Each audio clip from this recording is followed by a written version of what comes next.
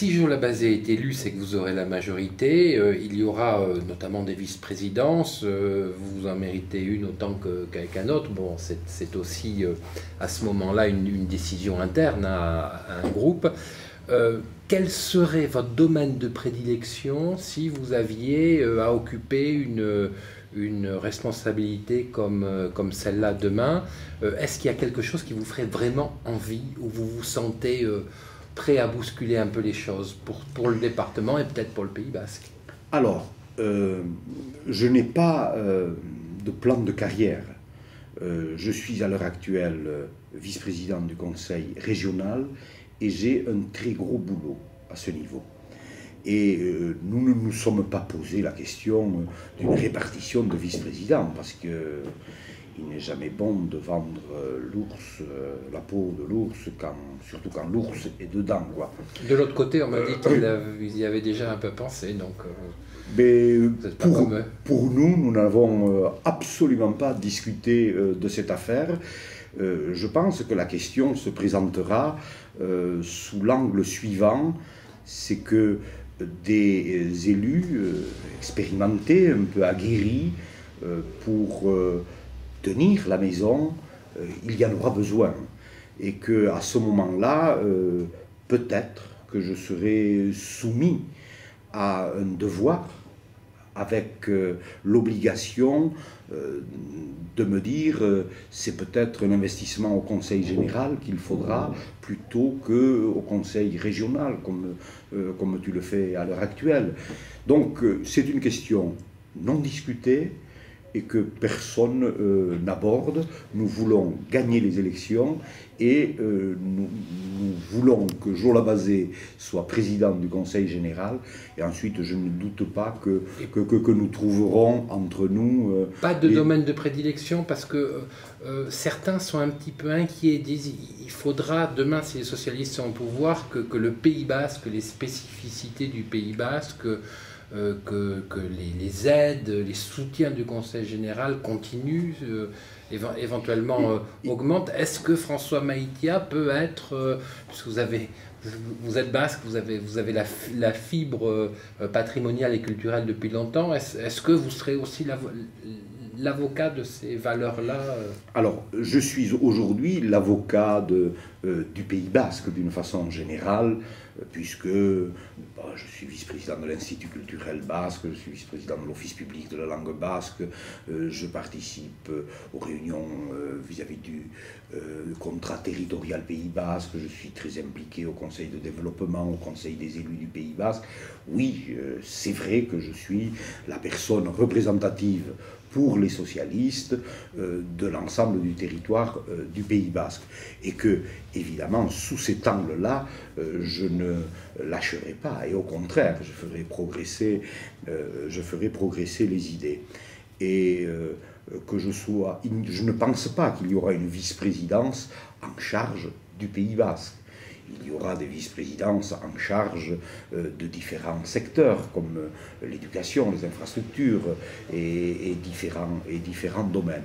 Donc, pour l'instant, pour dire les choses franchement, nous n'avons pas abordé la question parce que nous ne souhaitons pas l'aborder non plus.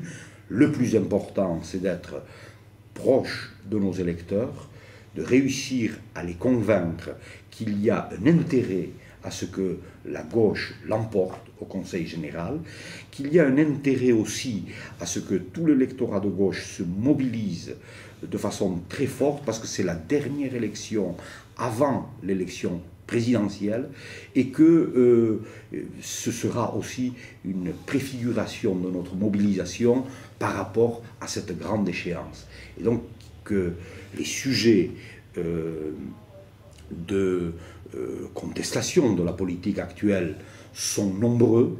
Je pense à la question des retraites, je pense à la question de la réforme des collectivités territoriales, et il faut que notre électorat marque vraiment cette élection cantonale en sanctionnant le président de la République et en donnant toutes ses chances à la gauche dans ce département. Est-ce que vous savez qui sera votre suppléante? Oui. Est-ce que vous pouvez nous en dire deux mots? Bien sûr. S'il s'agit de Jacqueline Sardon-Urruti, bien connue à Saint-Jean-Pied-de-Port, puisqu'elle est la présidente de l'Office de tourisme et qu'elle est la présidente de l'association INDAR, qui promeut le développement économique en Pays Basque intérieur. Donc c'est une personne déjà rompue à des activités de développement du canton, et c'est une excellente remplaçante. Je suis très heureux qu'elle ait accepté de se présenter avec moi. Qu'est-ce qui s'est passé au Conseil général vendredi, il y a un peu plus d'une semaine? Est-ce que finalement ça a été cette opération de com voulant signifier à l'électorat, voilà, maintenant chacun reprend ses armes et le combat va s'engager, ou est-ce que franchement la fin de la gouvernance Castaing aurait tendance à devenir un petit peu autocrate et on ferait dans l'urgence certaines choses parce qu'on a peur de perdre le pouvoir? Alors, je ne pense pas qu'il s'agisse de Jean Castaing lui-même. Je suis surpris aujourd'hui même dans la presse voir Jean-Jacques Lasserre et Max Brisson présenter des éléments du budget de 2011 sans faire aucune référence au président qui est toujours là. Je suis assez surpris que l'on traite le président de cette façon-là. Que s'est-il passé dans cette affaire? Les socialistes, nous sommes les victimes. Nous ne cherchions pas particulièrement à faire une opération de com. Mais la droite a mal commencé sa campagne électorale.